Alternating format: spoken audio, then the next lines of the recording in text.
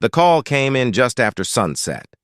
Tony was outside doing push-ups on a yoga ball made of solid oak.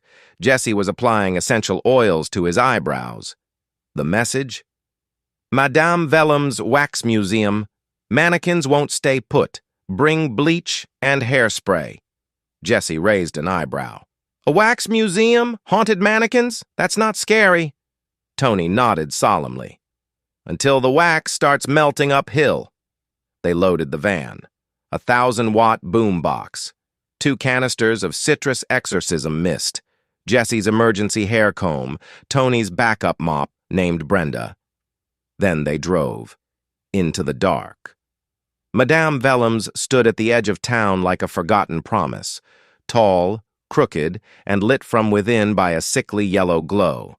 Inside, rows of perfectly preserved wax figures. Politicians, pop stars, a few that looked suspiciously like Jesse, but wrong. Office. Do not separate, Tony muttered as they entered. The door slammed behind them. The lights flickered. A wax butler bowed deeply and whispered, "They remember being touched." Jesse sprayed him in the face with detangler and walked on. In the Hall of Legends, things got weirder. One wax figure, an Elvis, blinked. Another, Abraham Lincoln, breathed. Tony smashed Honest Abe with a mop handle. "You weren't that tall in real life," he muttered. Suddenly, the wax Michael Jackson moonwalked off his pedestal and said, "You can't clean what's immortal, boys," Jesse snapped. He dropped the mop. He dropped the beat. "I don't care if you moonwalk, wax clone freak. I'll clean this floor while your knees go weak. My mousse is holy, my fade is divine. You melt under pressure. I wax poetic with shine." Michael combusted. A dozen other figures began to melt in reverse, rebuilding into monstrous versions of themselves. Then the walls spoke. A voice, cold, elegant. "Who dares scrub Madame Vellum's legacy?" From the center of the museum descended Madame Vellum herself, half woman, half candle, draped in cobwebs and formaldehyde. Her head was a melting masterpiece. Her eyebrows were drawn on with ancient mascara. She pointed at Jesse. "You, pretty boy, your hair threatens my reign." Jesse gasped. "You jealous wax demon!" She screamed. "I was the first to style." The mannequins lunged. Tony exploded into action, flexing so hard the air popped. Every bicep ripple launched a cleaning product.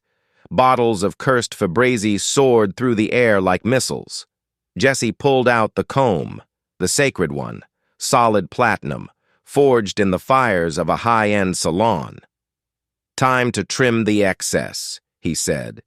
He leapt into the air, spinning, and unleashed the hurricane, a tornado of wrap, product, and mirror shards. "I'm the cut that ends the curse, the shampoo god with a cleansing verse. You're 80% wax, 20% fear. Now melt away when the stylist's near." Madame Vellum shrieked and melted upward, screaming about bangs and broken dreams. The wax crumbled. The mannequins collapsed. The museum fell silent, clean. In the parking lot, Tony wiped sweat off with a torn curtain.